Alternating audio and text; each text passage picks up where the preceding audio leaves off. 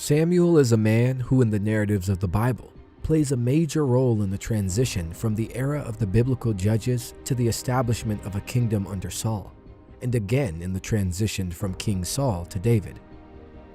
Samuel represented in the Old Testament in every role of leadership open to a Jewish man of his day: seer, priest, judge, prophet, and military leader. However, his birth was a divine plan and also stressful for his mother Hannah and his father Elkanah. 1 Samuel 1:1-4. There was a certain man from Ramathaim, a Zuphite from the hill country of Ephraim, whose name was Elkanah, son of Jeroham, the son of Elihu, the son of Tohu, the son of Zuph, an Ephraimite. He had 2 wives. One was called Hannah and the other Peninnah.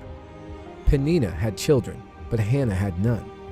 Year after year, this man went up from his town to worship and sacrifice to the Lord Almighty at Shiloh, where Hophni and Phinehas, the 2 sons of Eli, were priests of the Lord. Whenever the day came for Elkanah to sacrifice, he would give portions of the meat to his wife Peninnah and to all her sons and daughters. The first person we encounter in this account is Elkanah, Samuel's father, who was a descendant of the priestly tribe of Levi, even though he is identified here as an Ephraimite. Ephraimite refers to the territory in which he lived rather than his lineage. Elkanah was a devout man, as evidenced by his annual pilgrimage to Shiloh, north of Jerusalem, to worship and sacrifice to the Lord at the tabernacle where the Ark of the Covenant was kept. But Elkanah had 2 wives. His first wife, Hannah, was childless. Peninnah, who was likely younger given cultural practices of the day and her behavior throughout the story, was fruitful. A second wife was sometimes taken in the case of a childless first marriage. Likely Samuel's coming then was welcomed as a miracle. But to Hannah he gave a double portion because he loved her, and the Lord had closed her womb. Because the Lord had closed Hannah's womb, her rival kept provoking her in order to irritate her. This went on year after year. Whenever Hannah went up to the house of the Lord, her rival provoked her till she wept and would not eat. Her husband Elkanah would say to her, "Hannah, why are you weeping? Why don't you eat? Why are you downhearted? Don't I mean more to you than 10 sons?" Once when they had finished eating and drinking in Shiloh, Hannah stood up. Now Eli the priest was sitting on his chair by the doorpost of the Lord's house. In her deep anguish, Hannah prayed to the Lord, weeping bitterly. And she made a vow, saying, "Lord Almighty, if you will only look on your servant's misery and remember me, and not forget your servant, but give her a son, then I will give him to the Lord for all the days of his life, and no razor will ever be used on his head." As she kept on praying to the Lord, Eli observed her mouth. Hannah was praying in her heart, and her lips were moving, but her voice was not heard. Eli thought she was drunk, and said to her, "How long are you going to stay drunk? Put away your wine." "Not so, my lord," Hannah replied. "I am a woman who is deeply troubled. I have not been drinking wine or beer. I was pouring out my soul to the Lord. Do not take your servant for a wicked woman. I have been praying here out of my great anguish and grief." Eli answered, "Go in peace, and may the God of Israel grant you what you have asked of him." She said, "May your servant find favor in your eyes." Then she went her way and ate something, and her face was no longer downcast. 1 Samuel 1:5-18. Hannah finally had enough of the grief and went to the tabernacle to pray. She poured out her emotions to God with much pain, deeply hurt. She promised that if God would give her a son, she would dedicate him back to God all of his life. Early the next morning, they arose and worshipped before the Lord, and then went back to their home at Ramah. Elkanah made love to his wife Hannah, and the Lord remembered her. So in the course of time, Hannah became pregnant and gave birth to a son. She named him Samuel, saying, "Because I asked the Lord for him." 1 Samuel 1:19-20. The phrase "the Lord remembered Hannah" is important. Why?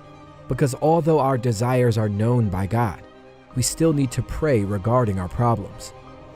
1 Samuel 1:21-27. When her husband Elkanah went up with all his family to offer the annual sacrifice to the Lord and to fulfill his vow, Hannah did not go. She said to her husband, "After the boy is weaned, I will take him and present him before the Lord, and he will live there always." "Do what seems best to you," her husband Elkanah told her. "Stay here until you have weaned him. Only may the Lord make good his word." So the woman stayed at home and nursed her son until she had weaned him.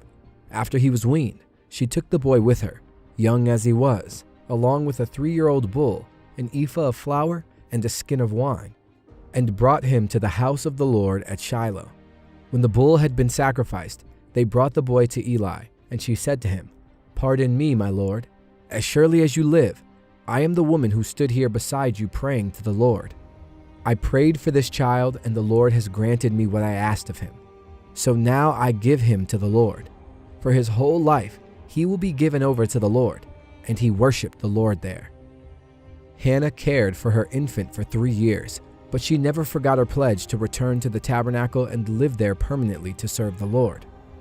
She knew it was time to take tiny Samuel to Eli when he no longer needed her for feeding. When Hannah arrived, she reminded Eli of her story and pledge, and she handed Samuel to the care of the elderly priest. 1 Samuel 2, 1-11. Then Hannah prayed, "My heart rejoices in the Lord. The Lord has made me strong. Now I have an answer for my enemies. I rejoice because you rescued me. No one is holy like the Lord. There is no one beside you. There is no rock like our God. Stop acting so proud and haughty. Don't speak with such arrogance, for the Lord is a God who knows what you have done. He will judge your actions. The bow of the mighty is now broken, and those who stumbled are now strong. Those who were well fed are now starving, and those who were starving are now full. The childless woman now has 7 children, and the woman with many children wastes away. The Lord gives both death and life. He brings some down to the grave, but raises others up. He lifts the poor from the dust and the needy from the garbage dump. He sets them among princes, placing them in seats of honor. For all the earth is the Lord's, and he has set the world in order. He will protect his faithful ones, but the wicked will disappear in darkness. No one will succeed by strength alone. Those who fight against the Lord will be shattered. He thunders against them from heaven. The Lord judges throughout the earth. He gives power to his king. He increases the strength of his anointed one. Then Elkanah returned home to Ramah without Samuel, and the boy served the Lord by assisting Eli the priest. Hannah responded to the fulfillment of her vow with a tremendous song of praise to God. The themes of Hannah's song were the holiness, sovereignty, and power of God, displayed among his people and in her own life.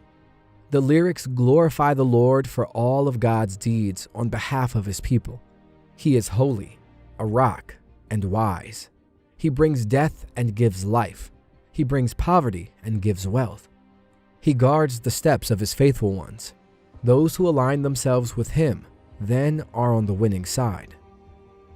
Elkanah and Hannah returned to their home, while Samuel remained in Shiloh to serve the Lord. Although Samuel could not have known it at this tender age, he had come to the Lord's service at a difficult time. The situation in Shiloh was terrible and would soon become disastrous. Hannah's tale, her bravery, and her trust in the Lord teach us so much. We've all wanted something we don't have, can't have, and probably won't get. At some point in your life, you have had a strong yearning for something that someone else, or everyone else, had that you couldn't have through no fault of your own. On this side of heaven, in this imperfect world, we are sometimes dealt a hand of cards we wish we could fold, and it is all too easy for us to look around at everyone else winning and want to stomp our feet in defeat while screaming, "That's not fair," at the top of our lungs. You've probably experienced the feeling of despair that comes with an unfulfilled need, the agony and tears caused by emptiness, as well as the helpless pit of despair when you realize that acquiring what you desire is beyond your control. We've all met someone who makes our hand of cards even more difficult to play, someone who makes us feel like we're not good enough. It's hard to imagine how she must have felt, but the Bible tells us she was in deep anguish and admittedly in misery. She tells Eli, I am a woman who is deeply troubled. The unbelievable part of Hannah's story is how she responds to her hand of cards, how she decides to deal with her suffering. Hannah had a challenge and she took it before the Lord. We should do the same. Are you going through problems? Have you told everyone except for God? It is time you take that issue before our Father.